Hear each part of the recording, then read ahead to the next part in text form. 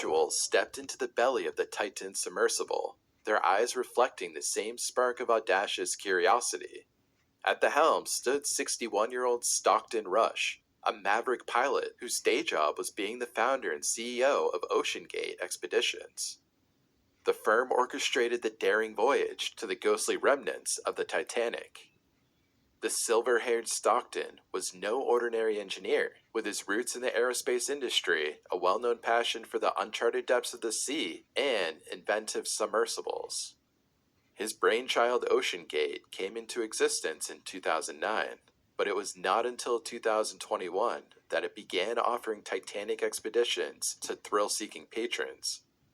The company had mustered nearly $37 million in fundraising, including a new investment of $18 million to launch the Titanic expeditions. Never one to be daunted by risks, Stockton's adventurous spirit was highlighted in a 2022 interview where he said, "If you just want to be safe, don't do anything. At some point, you have to take some risk." He even questioned the convention of safety in itself, terming it a pure waste. It wasn't an overstatement when a 2009 Smithsonian Magazine piece called Stockton a daredevil inventor. The same article quoted him criticizing the U.S. Passenger Vessel Safety Act of 1993 for stifling commercial innovation by overemphasizing passenger safety. Riding in the Titan alongside Stockton was Hamish Harding, a 58-year-old British billionaire with an insatiable thirst for extreme adventures. He was a globetrotter who journeyed to the South Pole with Buzz Aldrin, held 3 Guinness World Records, including a 4-hour drive to the Mariana Trench's abyss, and joined the 6-strong crew of Blue Origin's suborbital flight. Harding was a force of nature, an aviation enthusiast, skydiver, and a 2022 inductee into the Living Legends of Aviation. Harding was a brother-in-arms to fellow awardees like space moguls Elon Musk, Jeff Bezos, Richard Branson, and A-listers Tom Cruise and Harrison Ford. The third occupant was a vulnerable 77-year-old Paul-Henri Nargeolet, a former French Navy commander and an expert in deep-sea exploration. With 35 dives to the Titanic wreck, Nargeolet was an authority on the infamous shipwreck and the director of underwater research at RMS Titanic Incorporated, the firm with salvage rights to the Titanic. He was part of the team that located the vanished Air Force Flight 447 over the Atlantic. Joining this illustrious crew was Shehzada Dawood, a 48-year-old Pakistani-British entrepreneur, philanthropist, and his teenage son, Suleiman Dawood, who led the colossal Engro Corporation back home, and also sat on the board for his family's foundation and the SETI Institute, famed for its search for extraterrestrial life. These 5 passengers aboard the Titan shared a profound connection, a deep-sea interest and significant achievements in air, space, and sea exploration, coupled with the financial wherewithal to chase these passions. OceanGate's Titanic expeditions came with a hefty price tag of up to $250,000 per person, but the firm's mission was more than just catering to deep-sea tourism. They aspired to advance research on the wreck and its surrounding debris, unveiling the mysteries shrouding the deep sea. The Titanic wreck site is perilous and unpredictable, expressed Dick Barton. Dick Barton was the first British man to dive the Titanic and went on to make 22 dives to the wreck. In his conversation with Good Morning Britain, he spoke of the consistent ebb and flow of water currents and the amount of power it takes to stay on track. When you're very deep in the ocean, power conservation is critical. Your power is your lifeline and your guide. The situation down there becomes critical if a calamity forces the crew to vacate the pod on the sea floor. Simon Boxall, a renowned oceanography expert, painted a grim picture. The pressure at 3,800 meters beneath the surface is extraordinary. It's a death trap. Escape attempts at depth would last a mere fraction of a second. As a result, if there is an issue at that depth, rescuing the submersible and its occupants necessitates rising the vessel back to the surface. Operating in international waters, the Titan was free from any safety regulations, carrying no seaworthiness certification from any authority. David Pogue, a reporter who undertook the expedition in 2022, revealed that the Titan passenger must sign a waiver. It acknowledges that they're stepping into an experimental vessel without any approval or certification by any regulatory body, with potential risk of physical harm, disability, emotional distress, or even death. Mike Reese, a TV producer and another expedition participant, noted the ominous repetition of death 3 times on the first page of the waiver. The Titan has made 3 expeditions to the Titanic wreck site, the first of which was July 2021. In 2022, David Pogue was on board when the ship happened to lose communication during a dive. Pogue's December 2022 report questioned Titan sub's safety. In the report, Pogue commented to Stockton that it seemed like the submersible had some elements of MacGyver jerry-riggedness. Stockton's avant-garde mind created Titan's controls using a video game controller that tricked many people and didn't know if it was a serious thing or a joke within the submersible. Pogue stated that he noticed the Logitech Bluetooth game controller was used to steer and pitch the submersible, and construction pipes were used as a ballast. Also, on that dive, one of the thrusters of the Titan was accidentally installed backward, and the submersible started spinning in circles when trying to move forward near the seafloor.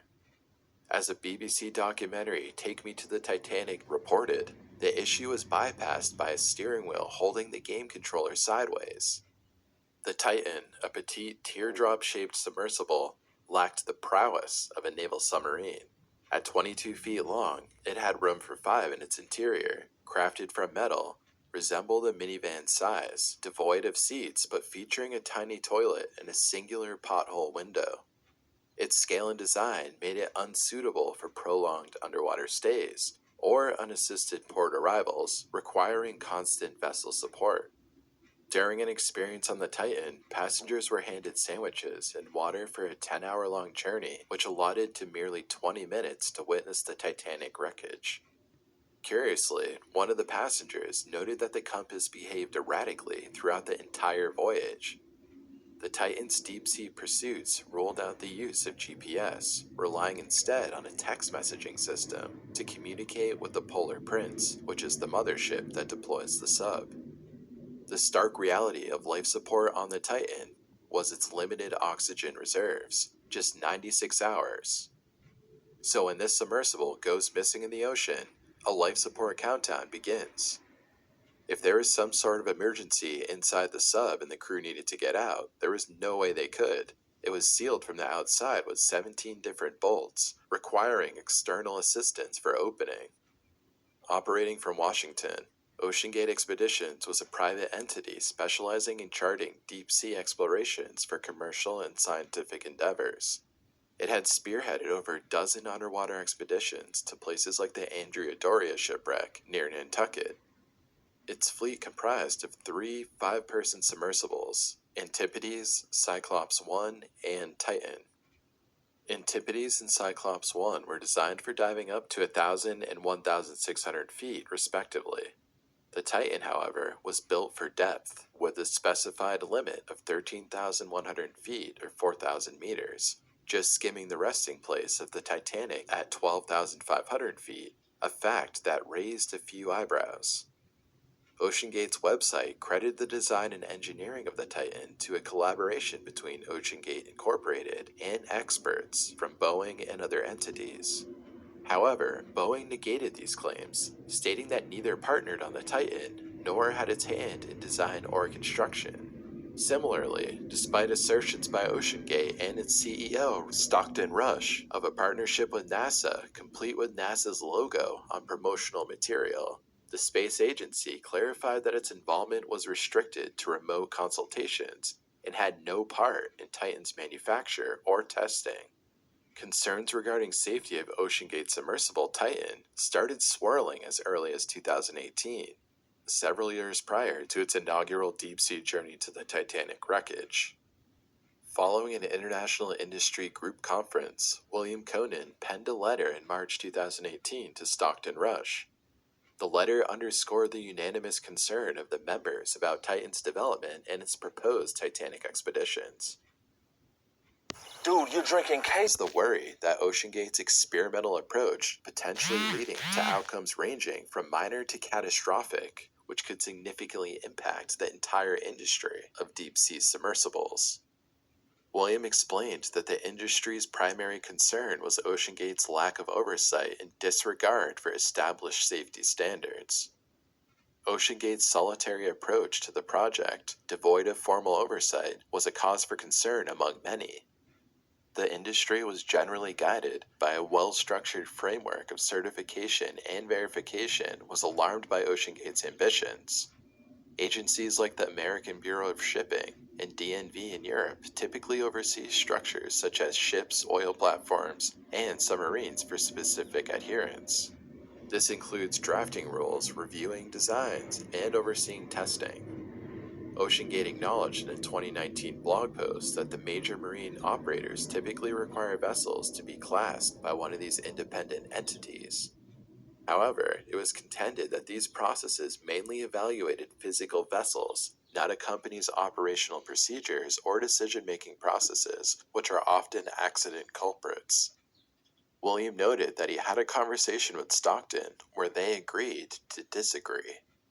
He also highlighted that the challenge of regulatory bodies lagging behind new innovations was not exclusive to submarines.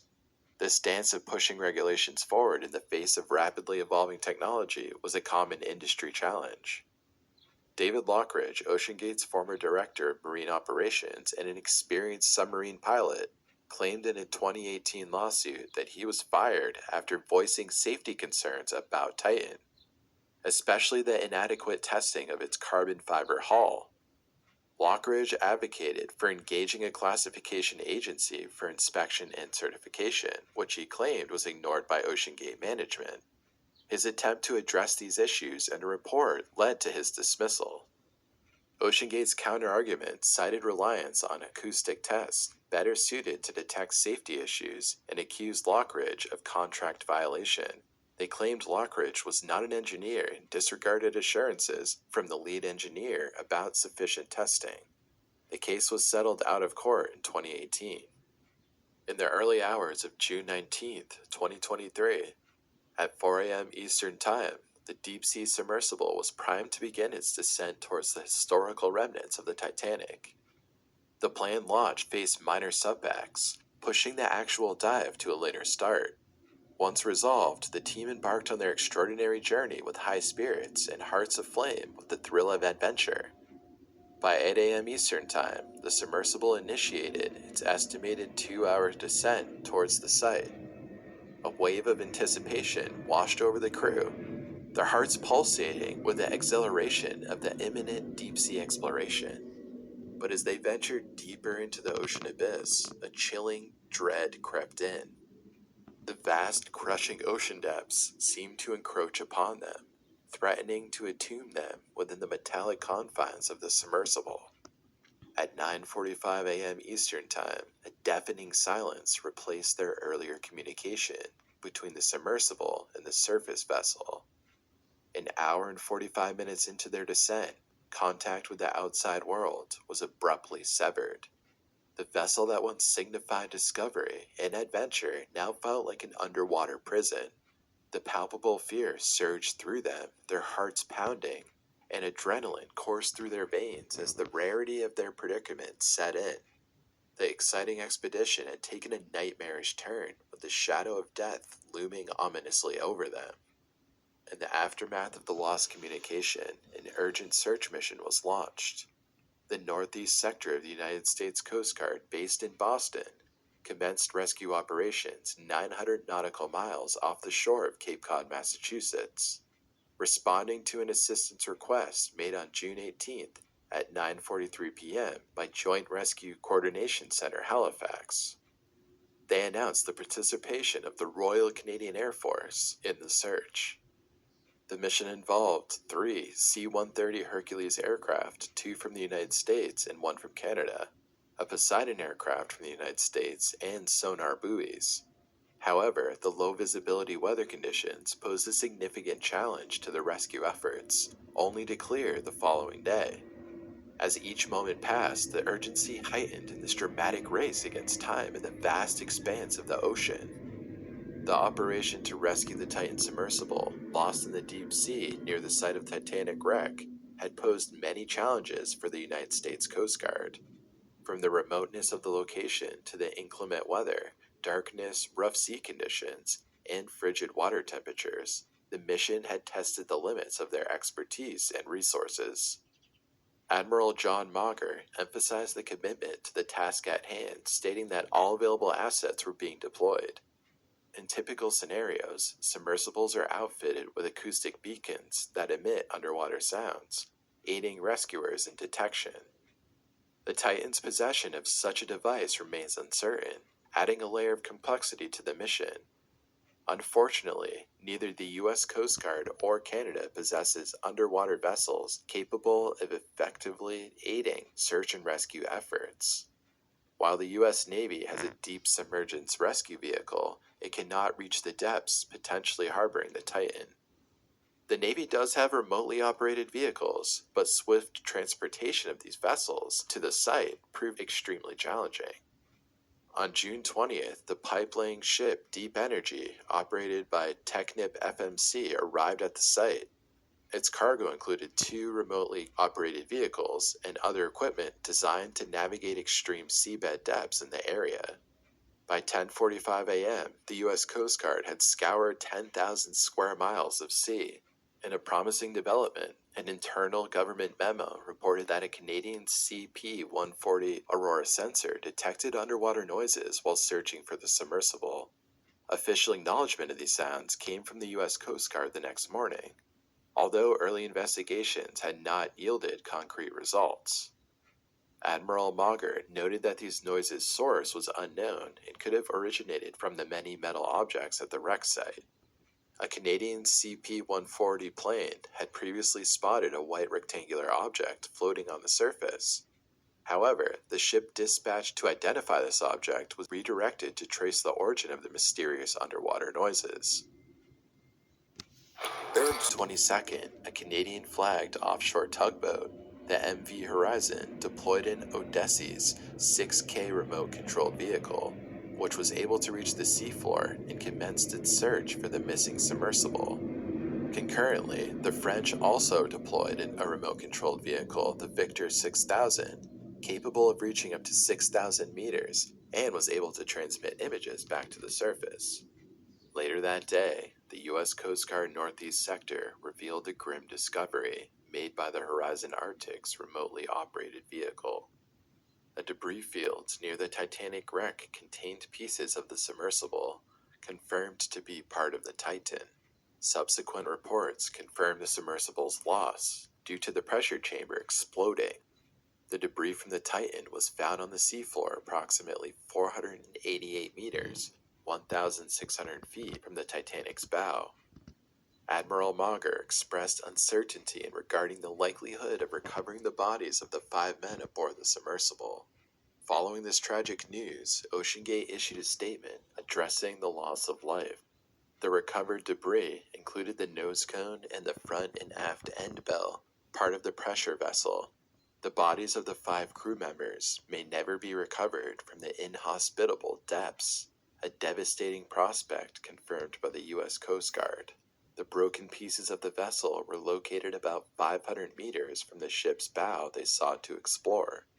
The crew likely died on June 18, 2023, before military planes detected potential SOS signals using sonar buoys. The implosion would have generated a significant broadband sound that the sonar buoys would have picked up. Admiral Mauger believes that the crew died instantly. The impact on the victims' families has been profound. Experts have warned that the chance of recovering any remains is low. "This is an incredibly unforgiving environment down there," said Paul Hankin, a deep-sea expert involved in the search. That's all I have for you today, and I appreciate you watching until the end.